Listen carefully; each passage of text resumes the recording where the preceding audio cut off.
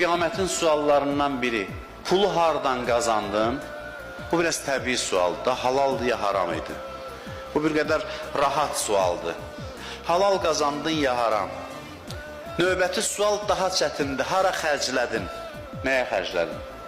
Mən özümə maşın aldım, mən özümə ev aldım, mən uşağıma filan şey aldım. Bütün cavablar mən özümə. Sonra soruşacaqlar, axı bəs bu sənə verilmişdir özüvə, başqalarına neynədin? Din əmanəti var idi sizdə, bu dinin yayılmağına neynədin? Bu çətin suallarındandır qiyamətin.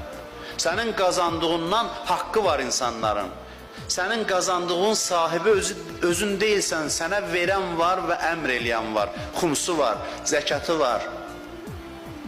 Din yolunda təbliğ üçün